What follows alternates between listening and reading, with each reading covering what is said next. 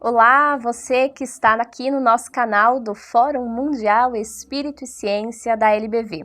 Hoje nós vamos conversar com a doutora Anaí Fagundes Dias Fonseca, médica psiquiatra, analista de data pela Associação Junguiana do Brasil, filiada à Associação Internacional para a Psicologia Analítica, coordenadora do Departamento de Psicologia Analítica e Espiritualidade da Associação Junguiana do Brasil, e também conversaremos com Pedro Henrique Costa, psicólogo, doutor em psicologia pela Universidade Federal de Juiz de Fora e mestre pelo programa de pós-graduação em psicologia da Universidade Federal de São João del Rei. Ele é membro do Núcleo de Pesquisa em Espiritualidade e Saúde, o NUPS, da Universidade Federal de Juiz de Fora. Nesse bate-papo, nós vamos conhecer mais sobre a pesquisa desenvolvida por eles e de que forma espiritualidade, ecumênica e saúde se conectam. Você é o nosso convidado para acompanhar esse bate-papo aqui no nosso espaço de diálogo. Obrigada, Letícia. Boa tarde a todos. É um prazer estar aqui com vocês. Boa tarde, Letícia. Eu que agradeço a participação. Boa tarde a todos. Bom, gente, e os dois estão aqui para nos ajudar a entender uma temática bem interessante de uma pesquisa que está sendo realizada, uma pesquisa inédita no nosso país. Doutora, eu queria que a senhora falasse um pouquinho sobre essa pesquisa, o que ela contempla, para a partir daí a gente seguir com a nossa conversa. Tá bom, então vamos conversar um pouquinho sobre a pesquisa. O título da pesquisa é a investigação das experiências anômalas / espirituais, porque experiência anômala é como a ciência está chamando as experiências espirituais para fins de pesquisa. Então, é a investigação das experiências anômalas na perspectiva da psicologia complexa do Carl Gustav Jung. Então, não sei se quem está nos assistindo conhece o Jung, que é um psiquiatra suíço, né, do século passado. Ele faleceu por volta de 1961. Isso. Então, gente, o Jung, na verdade, ele conheceu Freud, eles tiveram uma amizade e uma colaboração de trabalho muito intensa. O Freud colocou ele como o primeiro presidente da Internacional de Psicanálise que o Freud fundou, e o Jung e outros colaboradores. Mas a questão era que o Jung era filho, o pai do Jung era um pastor protestante, muito querido na comunidade. E o Jung foi educado, enfim, ele lia várias línguas, né, lia vários textos religiosos, a Bíblia, estudava vários filósofos, e ele queria muito entender a questão religiosa e espiritual do ponto de vista da psicologia. Então, quando ele insistiu nessa linha, houve o rompimento com Freud, porque isso já é história, todo mundo sabe que o Freud era materialista e via a questão psicológica do ponto de vista, porque o Freud era neurologista, né, e o Jung era psiquiatra. Então, se deu esse rompimento, mas o Jung disse que ele tinha que ser fiel ao que ele sentia dentro dele, que era o mito pessoal dele. Ele disse, a história sagrada, ele disse que cada um de nós tem um mito pessoal, tem uma história sagrada, e a ela nós temos que ser fiéis. Então, o Jung, aí se deu esse rompimento. Então, o nosso interesse, Letícia, e as pessoas que nos assistem, é justamente a gente dar continuidade ao estudo que o Jung e colaboradores próximos começaram a fazer sobre a questão religiosa e espiritual, mas do ponto de vista psicológico. E a pesquisa visa isso. Perfeito. E no caso, Pedro, de que forma essa perspectiva da psicologia complexa, né, e eu queria até entender um pouquinho o que significa isso, contribui para o olhar que a pesquisa de vocês traz? Hoje em dia existe todo um movimento, né, de valorização das experiências religiosas e espirituais pela parte da psiquiatria, da psicologia, né, tem um movimento de integração da espiritualidade na prática clínica, né, a que os profissionais acolham, né, esses relatos de experiência, assim como a religiosidade das pessoas nos seus consultórios. Né? E isso é um movimento recente. No entanto, é interessante destacar que o Jung sempre teve essa valorização. Né? Desde o nascimento da psicologia analítica, que é a teoria que o Jung construiu, ele já trazia essa valorização da experiência espiritual, da religiosidade, né? Sim. A partir do interesse pessoal dele, mas também reconhecendo que essas experiências e a religiosidade contribuem para a saúde mental das pessoas. Sim. Né? Mas é exatamente embarcando em todo esse movimento, né, de valorização dessas experiências no contexto clínico e demonstrando como que o Jung, já no período dele, foi precursor ao já valorizar essas questões, reconhecendo o papel delas na saúde mental. Perfeito. Aí vocês falam dessa coleta de dados, né, e esse banco que vai ser formado. Para entender um pouquinho mais, a gente está falando de experiências religiosas, mediúnicas, ou a gente está falando da influência que a religiosidade tem sobre patologias, sobre questões psicológicas e emocionais, ou a gente está falando de ambos, doutora?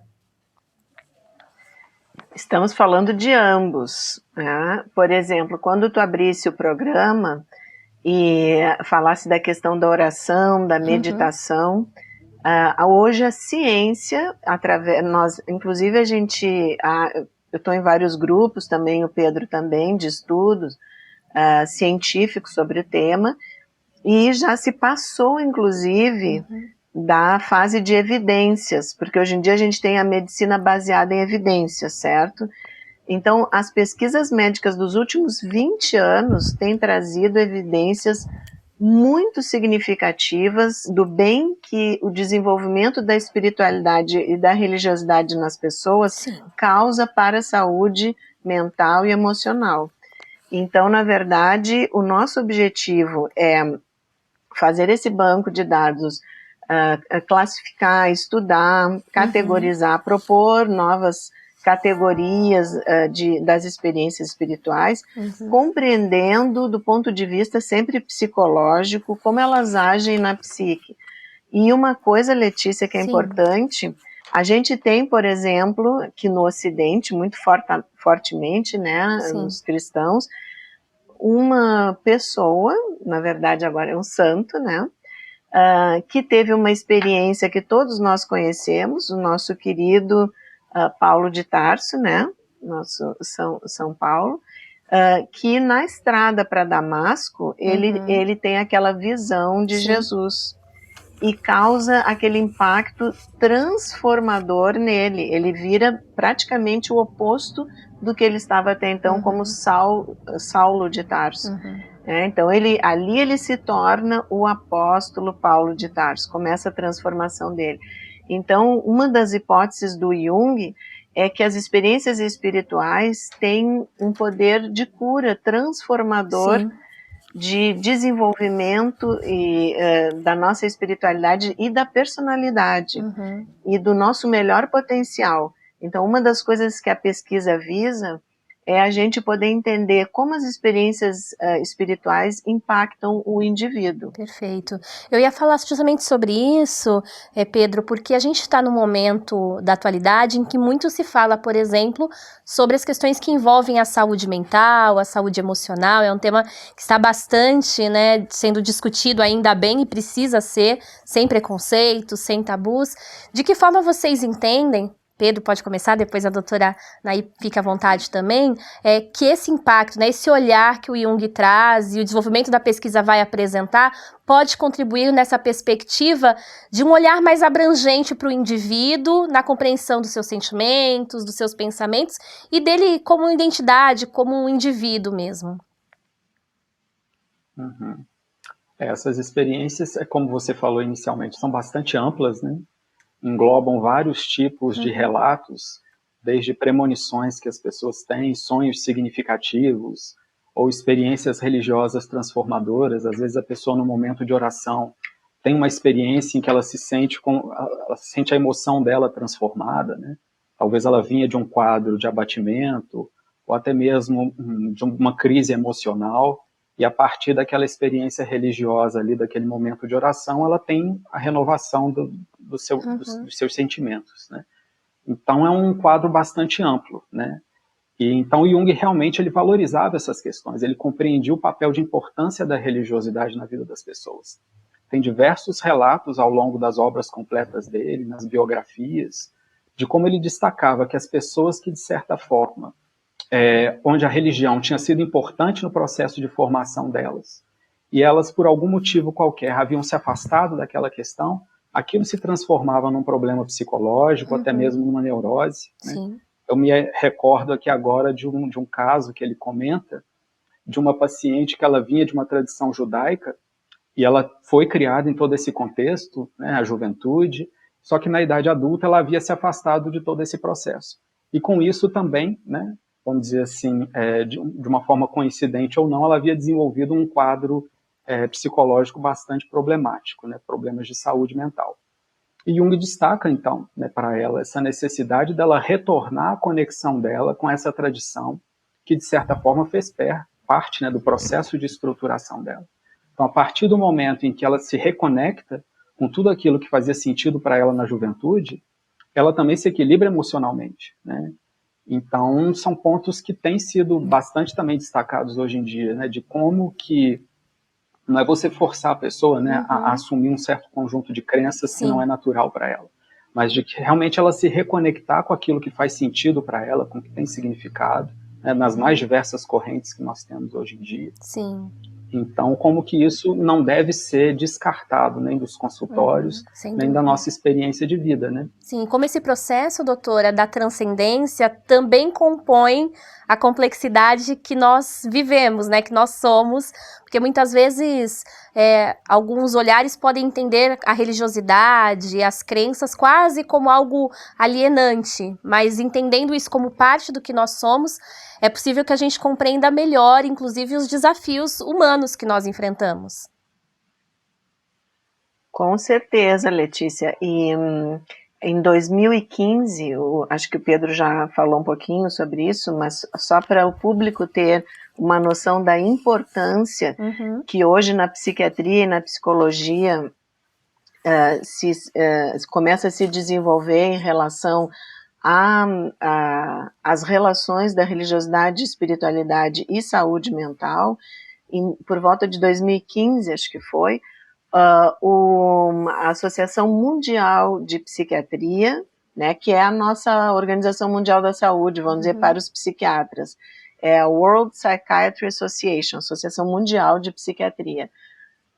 Ela lançou um posicionamento, que é uma diretriz para todos os psiquiatras do mundo inteiro, que instigando, enfim, orientando os psiquiatras a desenvolverem, estudarem e desenvolverem uma postura respeitosa em relação às crenças e valores dos pacientes.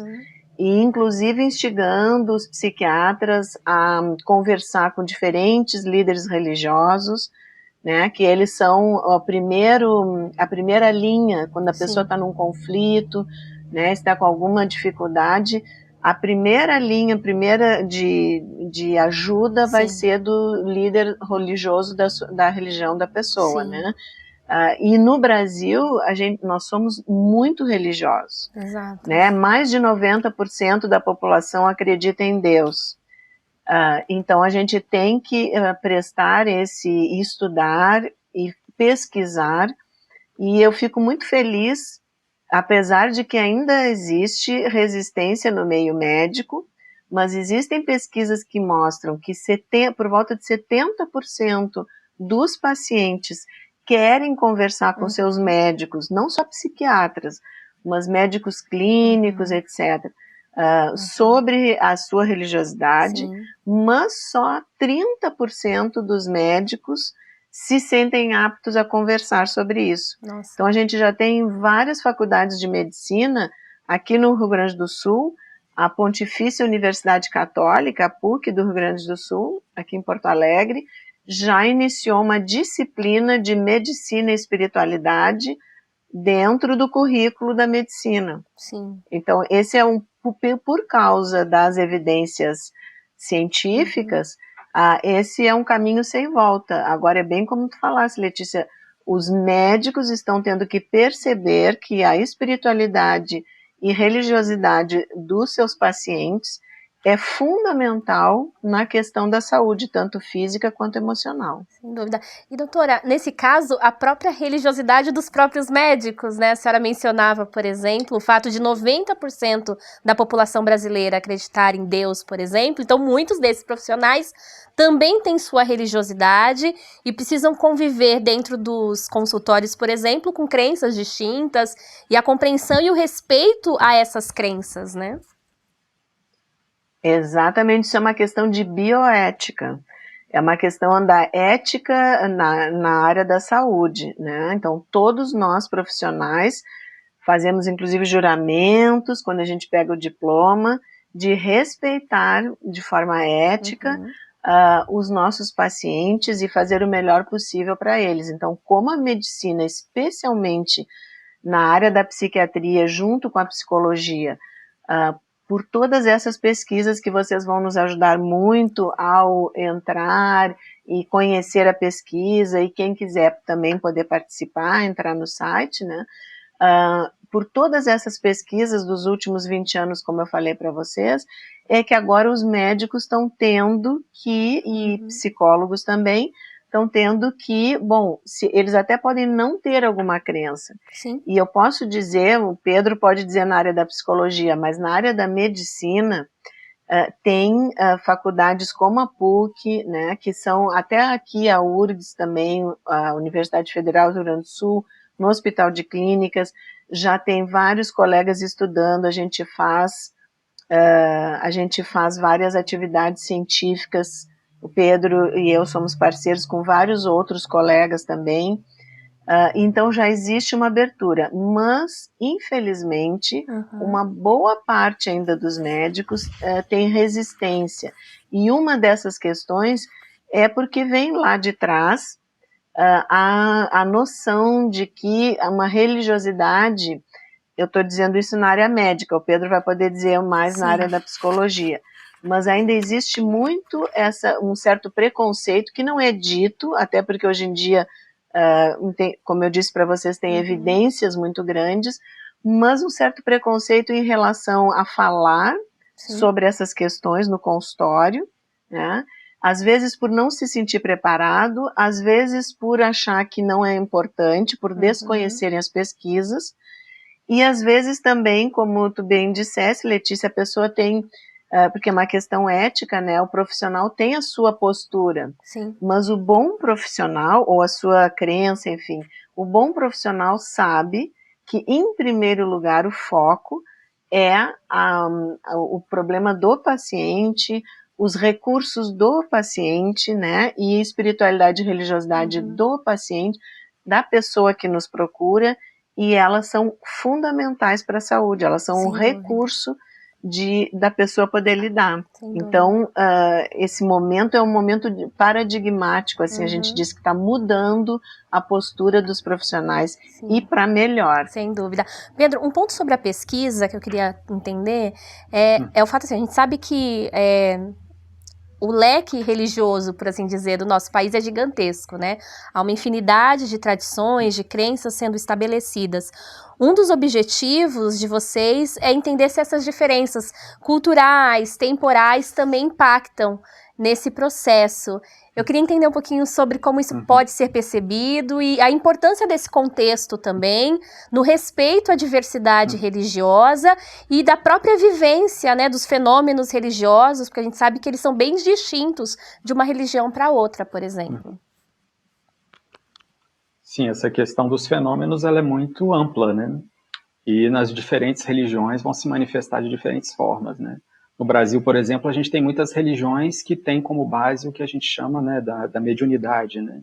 As religiões de matriz africana, o espiritismo, né, que também é conhecido como kardecismo. Então, todas essas experiências a gente tem um interesse, né, de estar verificando como que as pessoas desses diferentes contextos, como que elas vivenciam essas experiências, como que elas interpretam, como que elas significam, como que isso impacta a vida delas, né, a saúde delas, e também as outras religiões que, de certa forma, não tem tanto essa conexão com esse elemento, vamos dizer assim, mediúnico, mas que também valorizam toda a carga, né, de transformação emocional, de ressignificação, de reajustamento de vida, como que essas experiências espirituais também contribuíram para que a vida delas se transformasse, né? Sem dúvida. Como o exemplo que a Anaí trouxe do apóstolo Paulo, né? Então, a gente já recolheu um certo conjunto de relatos, até o momento, o nosso banco de dados tem um pouco mais de 200 casos, mas a gente quer ampliar muito mais esse conjunto de relatos, né?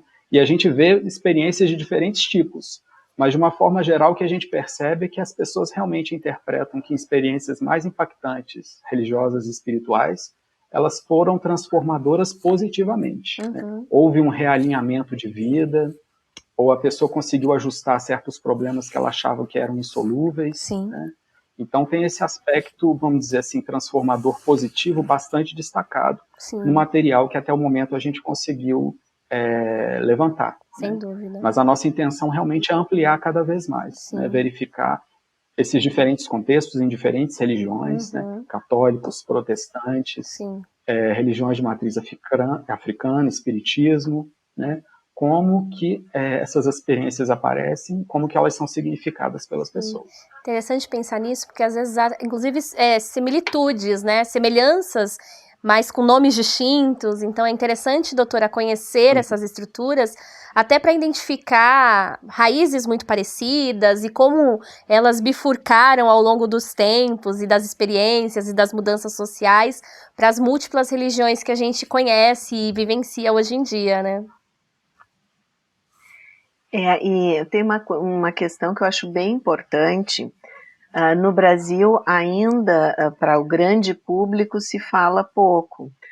Ainda está um pouco restrito, né, à área da saúde mental, profissionais e acadêmicos. Mas o Carl Gustav Jung, todo mundo sabe que Freud foi assim um desbravador do que a gente chama de inconsciente, né? Eu tenho a minha consciência, mas eu tenho material, vamos dizer, questões minhas, pessoais, que estão lá no inconsciente. Só que o Jung foi além do inconsciente pessoal. Para o Freud só existia a nossa consciência e o material que a consciência reprime, tipo, não quer conversa muito com aquilo e deixa lá no inconsciente. Mas o Jung, observando os pacientes dele, lembra que eu disse que ele era psiquiatra, e ele trabalhava, quando ele encontrou o Freud, já trabalhava no principal hospital psiquiátrico da Suíça, né, que é o Burghölzli, em Zurique. Então, ele observava muitos pacientes com uma escuta muito ampla, ele não ficava se atendo apenas a sintomas, né? E, inclusive, ele, além de saber toda a história do paciente, ele conversava muito sobre os delírios do paciente. E o que ele observou lá? Ele observou padrões no inconsciente profundo, padrões que ele chamou da herança arcaica da humanidade, numa profundidade do nosso inconsciente. Então, ele valida muito a noção de fraternidade que todas as religiões né, conversam sobre isso, experimentam a fraternidade universal, né? Os valores esses morais e espirituais que estão em todos nós.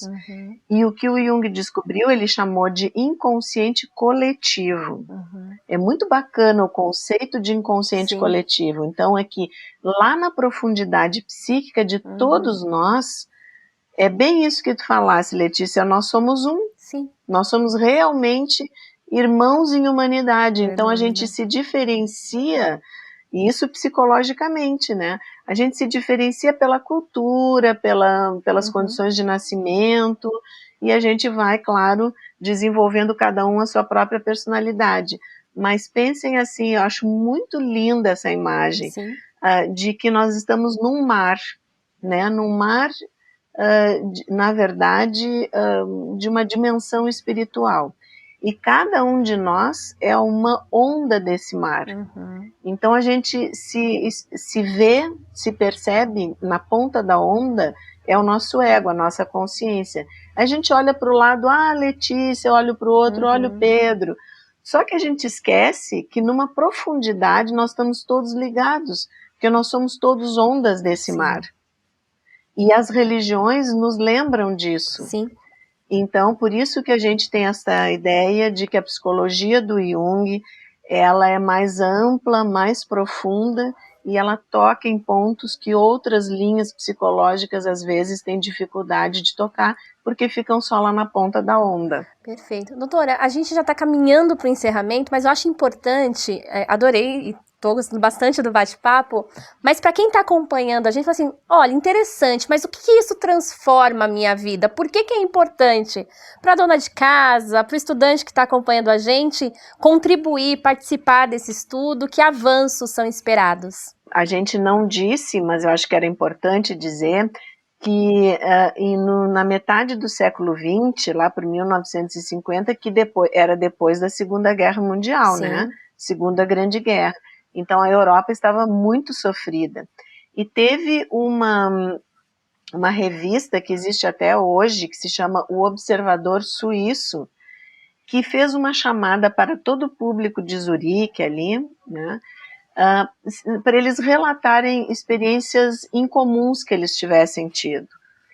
E eles se surpreenderam com a quantidade de relatos, veio por volta de 1.500 relatos. Sim. E Zurique é pequenininho, né? Brasil nós somos todos, né? Muita população, as cidades são grandes. Então isso sim, é muita coisa. E o Jung não tinha tempo naquele momento, que ele estava trabalhando em outras coisas, e ele deu todas essas cartas, ele viu a importância desse material para a Aniela Jafé, que era uma colaboradora muito próxima dele, para ela escrever sobre aquilo. E ela faz, então, uma pesquisa, na verdade, científica ela fez, porque ela fez toda uma classificação, e essa nossa pesquisa, nós queremos comparar com o material dela. Certo. E ela escreveu um livro, para ver essa questão do tempo também, né? Ela escreveu um livro a partir desses relatos, que se chama, em tradução em português, que não está traduzido, mas traduzindo para vocês, é A Morte, os Sonhos e os Fantasmas. Então a gente já tem pesquisas que mostram que por volta de 30% da população brasileira tem experiências anômalas ou espirituais, que é mesmo, né? Isso é muito. Nós temos o sincretismo religioso. Eu viajo muito o mundo inteiro em congressos. Nós somos um país do mundo. Sim. Mesmo que ainda exista algumas dificuldades, mas que nós temos maior acolhimento entre as diferentes religiões. Eu faço parte de um grupo com vários líderes religiosos aqui que dialogam com os psiquiatras. Isso se repete em vários pontos do Brasil. Então a gente tem muito pouco preconceito comparado com outros países do mundo. E o que isso modifica para a dona de casa, para o trabalhador? Porque eu tenho certeza que eles, em algum momento, já tiveram alguma experiência de conexão com o transcendente, com o sagrado, uma experiência que eles consideraram pouco comum e que estranha, talvez, e que talvez eles tenham ficado em dúvida. Tem gente que fica até preocupado, será que eu estou enlouquecendo? Sim. Então eu queria falar para os ouvintes que isso é muito comum. Esses 30% é em população não clínica, não é em pessoas que têm problemas psiquiátricos ou psicológicos, é na população geral. E para vocês verem a importância, no mundo inteiro é por volta de 12% só dessas experiências espirituais que as pessoas relatam. Agora, no Brasil, nós já temos 30%. Sim. Eu acho muito importante que a nossa população é muito espiritualizada, se comparada e muito religiosa. E isso é um índice de saúde. Então, para a dona de casa, para quem está nos escutando, é muito importante poder falar sobre isso, mas principalmente poder pensar também. Que impacto isso tem na minha vida? Uma experiência, um sonho que eu achei que me avisou de alguma coisa, uma visão que eu tive. Ninguém vai ficar louco por ter uma visão, especialmente quando ela tem um significado para a gente, né? E quando ela tem um contexto religioso, quando a gente está na missa, quando a gente está com outros colegas em oração e meditação, é bem frequente que aconteça uma experiência espiritual. Então, principalmente para as pessoas ficarem tranquilas e saberem que, geralmente, conversarem com o seu líder religioso, com o seu psicólogo, seu psiquiatra, sobre isso sem medo, sem achar que está enlouquecendo, porque, na verdade, isso normalmente é uma questão de saúde. É verdade. E Pedro... Obrigada, gente. Imagina. E nesse caso, vocês falaram da coleta desses dados, né, para que as pessoas participem e sintam-se até mais tranquilas em trazer seus relatos. Como isso pode ser feito? Então, é pelo site. A gente, né, tem aprovação de um comitê de ética do Hospital São Pedro de Porto Alegre. Então, tudo é regido de acordo com as normas, né, científicas, da ética também. Toda a questão de sigilo também, né? As pessoas que puderem contribuir com seus relatos para a gente, elas não vão ter aí a sua identidade divulgada, nada disso. Nosso interesse realmente é nas experiências, para montar esse quadro panorâmico da situação do Brasil em relação a essas experiências anômalas espirituais, né? Para a gente realmente avaliar a importância desses eventos na vida das pessoas, né? Então é muito importante que aqueles que estejam nos ouvindo, se puderem contribuir, essa ajuda vai nos auxiliar bastante na construção desse material. Doutora Anaí, Pedro, eu queria agradecer a presença de vocês. Pedro, muito obrigada pela presença. Muito obrigado, Letícia, muito obrigado a todos. Eu que agradeço aqui a participação. Doutora Anaí, muito obrigada também pela presença. Muito obrigada, Letícia, aos ouvintes, e agradecemos muito a oportunidade. Bom, nós acompanhamos esse bate-papo importantíssimo, trazendo aí diversos pontos à nossa reflexão com a doutora Anaí Fagundes Dias Fonseca, médica psiquiatra, analista de data pela Associação Junguiana do Brasil, filiada à Associação Internacional para Psicologia Analítica, coordenadora do Departamento de Psicologia Analítica e Espiritualidade da Associação Junguiana do Brasil, juntamente com o Pedro Henrique Costa, psicólogo, doutor em psicologia pela Universidade Federal de Juiz de Fora, mestre pelo Programa de Pós-Graduação em Psicologia da Universidade Federal de São João del Rei e membro do Núcleo de Pesquisa em Espiritualidade e Saúde, o NUPES, da Universidade Federal de Juiz de Fora. Lembrando que esses debates, esses diálogos acontecem sempre aqui neste espaço e contamos com você, acompanhando os nossos vídeos, curtindo o conteúdo que você gosta e, claro, compartilhando esse conteúdo para que ele chegue ainda mais longe. E lembre-se de se inscrever no nosso canal e acionar o sininho para não perder nenhuma novidade, combinado? E para ter todas as informações dos nossos conteúdos, acesse também o site do Fórum Mundial Espírito e Ciência e se inscreva na newsletter, recebendo assim todas as notícias.